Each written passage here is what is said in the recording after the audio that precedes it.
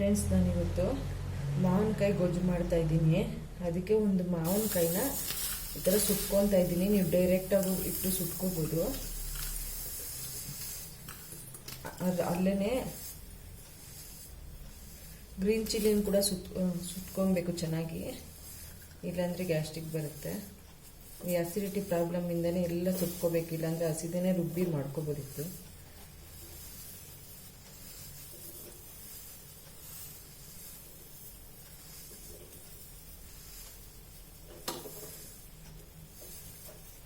ತುಂಬ ಚೆನ್ನಾಗಿರುತ್ತೆ ಫ್ರೆಂಡ್ಸ್. ಇದು ಆಂಧ್ರ ಕಡೆ ಮಾಡ್ತಾರೆ, ಬಟ್ ನಾನು ಇನ್ನು ಸ್ವಲ್ಪ ಚೇಂಜಸ್ ಮಾಡಿ ನಾನು ಮಾಡ್ಕೊತೀನಿ. ನೋಡಿ, ಈ ಥರ ಮ್ಯಾಂಗೋನ ಹಸಿಮೆಣಸಿನ್ಕಾಯಿನ ನೀಟಾಗಿ ಸುಟ್ಕೊಬೇಕು. ಸ್ಟವ್ ಕಮ್ಮಿ ಇಟ್ಕೊಂಡ್ರೆ ನೀಟಾಗಿ ಒಳಗಡೆಗೆಲ್ಲ ಬೇಯುತ್ತೆ. ಇದು ಈ ಥರ ಸೆಂಟ್ರಲ್ಲಿ ಮೆಣಸಿನ್ಕಾಯಿ ನಾನು ಒಂದು ಸಾರಿ ಹಿಂಗೆ ತಿರುಗಿಸ್ಕೊಂಡಿದ್ದೀನಿ. ಮಾವಿನಕಾಯಿ ಕೂಡ ತಿರ್ಸ್ಕೊಂಡು ಒಂದು ಸ್ವಲ್ಪ ನೀಟಾಗಿ ಅದು ಬಿಸಿ ಎಲ್ಲ ತಟ್ಟು ಮೇಲೆ ಎಲ್ಲ ಕಪ್ಪಾಗಿ ನೀಟಾಗಿ ಬರಬೇಕು. ಅದು ಇಟ್ಕೊಂಡ್ಬಿಡ್ತಾ ಇದ್ದೀನಿ ಪ್ಲೇಟ್ಗೆ. ಸ್ವಲ್ಪ ಸ್ಟವ್ ಜಾಸ್ತಿ ಇಟ್ಕೊಳ್ಳಿ, ಪರವಾಗಿಲ್ಲ.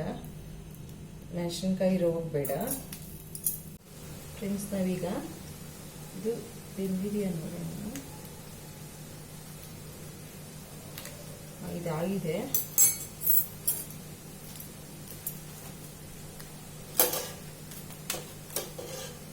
ಇನ್ನೊಂದು ಸೈಡ್ ನೋಡೋಣ.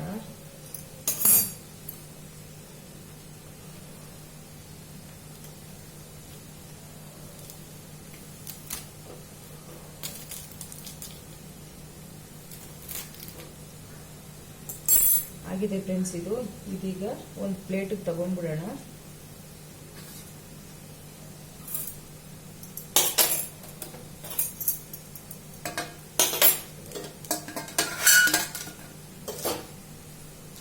ಇದನ್ನೀಗ ಸ್ವಲ್ಪ ಕೂಲ್ ಮಾಡಕ್ಕೆ ಆರೋಗ್ಯ ಬಿಟ್ಬಿಟ್ಟು ಇದ್ರ ಮೇಲಿರೋ ಹೊಟ್ಟೆಲ್ಲನೂ ರಿಮೂವ್ ಮಾಡ್ಕೊಬೇಕು ಫ್ರೆಂಡ್ಸ್. ನಾವೀಗ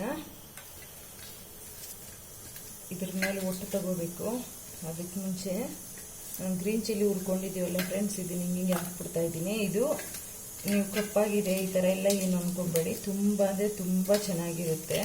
ಅದೇನೂ ಆಗಲ್ಲ. ಒಂದು ಸ್ವಲ್ಪ ಪಾಗಿಯಾಗಿ ತುಂಬ ಚೆನ್ನಾಗಿರುತ್ತೆ ಗೊಜ್ಜು.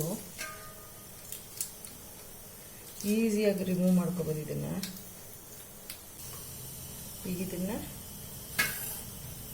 ಕೈಯಲ್ಲೇನೆ ನೀರು ಹಾಕಿ ಒಂದು ಸ್ವಲ್ಪ ನೀರು ಹಾಕ್ಕೊಂಡು ಪೇಸ್ಟ್ ಮಾಡ್ಕೋಬೇಕು ಫ್ರೆಂಡ್ಸ್. ಇದನ್ನ ಚೆನ್ನಾಗಿರುತ್ತೆ ಮಾವಿನಕಾಯಿನ.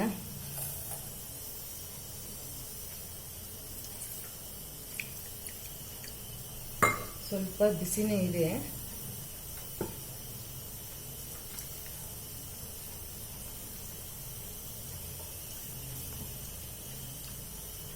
ನೀವು ಇದಕ್ಕೆ ಹುಣಸೆ ಹಣ್ಣು ಏನೂ ಹಾಕೋದೇನು ಬೇಡ.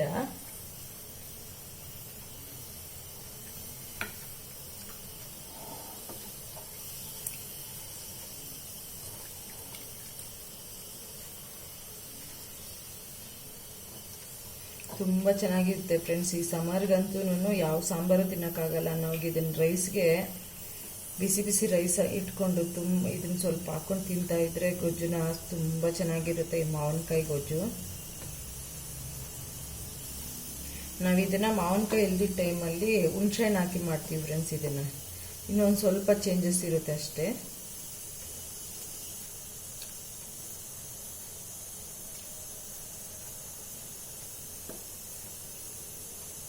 ಈಸಿಯಾಗಿ ನೋಡಿ ಈ ಥರ ಎಲ್ಲ ಬಂದ್ಬಿಡುತ್ತೆ. ತುಂಬ ಅಂದರೆ ತುಂಬ ಈಸಿಯಾಗಿ ಬರುತ್ತೆ ಇದು.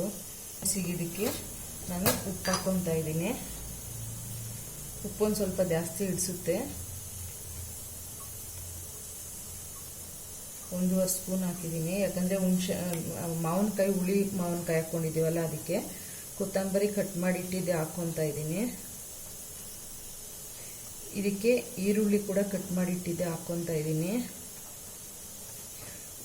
ಹಸಿ ಈರುಳ್ಳಿ ಅನ್ನದ ಜೊತೆ ತುಂಬ ಚೆನ್ನಾಗಿರುತ್ತೆ ಫ್ರೆಂಡ್ಸ್. ಇದು ನೋಡಿ 4 ಬೆಳ್ಳುಳ್ಳಿ ಹೆಸರು ಹಾಕ್ಕೊತಾ ಇದ್ದೀನಿ. ಕರಿಬೇವಿನ ಸೊಪ್ಪು, ಇದಕ್ಕೆ ಇನ್ನೊಂದು ಸ್ವಲ್ಪ ನೀರು ಹಾಕ್ಕೊಂಡು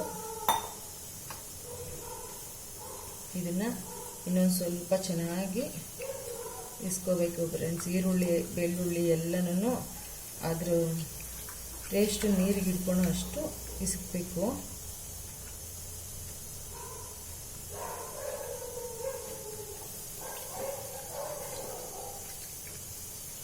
ಇದು ತುಂಬ ಈಸಿ. ಇದಕ್ಕೆ ಒಗ್ಗರಣೆ ಕೊಡಬೇಕಾಗುತ್ತೆ.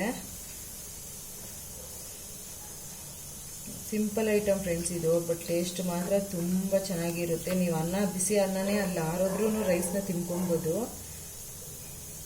ಫ್ರೆಂಡ್ಸ್. ಈಗ ಇದಕ್ಕೆ ಇಸ್ಕಿದೀವಲ್ಲ, ಇನ್ನೆರಡು ಗ್ಲಾಸ್ ನೀರು ಸೇರಿಸ್ತಿದ್ದೀನಿ.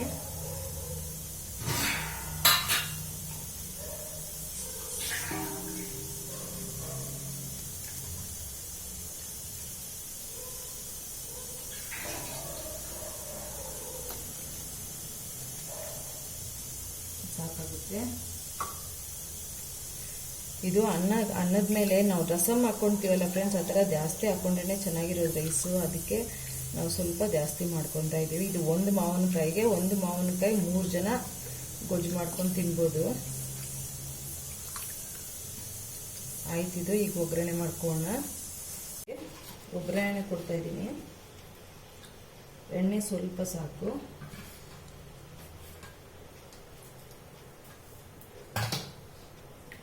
ನಾವು ಕರಿಬೇವಿನ ಸೊಪ್ಪೇನೂ ಹಾಕೋಂತ ಇಲ್ಲ, ಯಾಕಂದರೆ ನಾವು ಆಲ್ರೆಡಿ ಕರಿಬೇವಿನ ಸೊಪ್ಪೆಲ್ಲ ಗೊಜ್ಜಿಗೆ ಹಾಕಿಟ್ಟಿದ್ದೀವಲ್ಲ, ಅದಕ್ಕೆ ಸಾಕದು.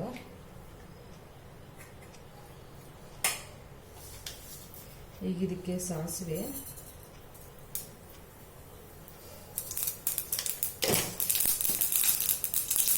ಒಣಮೆಣಸಿನಕಾಯಿ ಫ್ರೆಂಡ್ಸ್, ಇದು 4 ಇದೆ, ಮುರಿದ್ಬಿಟ್ಟು ಹಾಕ್ತಾ ಇದ್ದೀನಿ.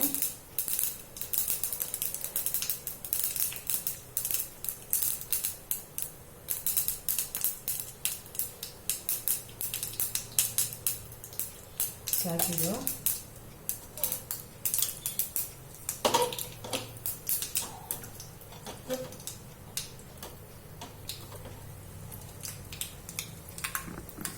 ಈಗ ಫ್ರೆಂಡ್ಸ್, ಈ ಗೊಜ್ಜಿಗೆ ಇದನ್ನು ಒಗ್ಗರಣೆನ ಸೇರಿಸ್ಕೊಂಡ್ಬಿಡೋಣ.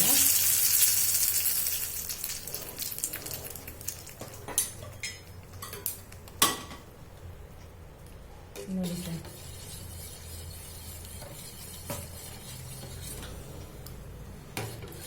ಗೊಜ್ಜು ರೆಡಿ ಆಗಿದೆ. ತುಂಬ ಅಂದರೆ ತುಂಬ ಚೆನ್ನಾಗಿರುತ್ತೆ.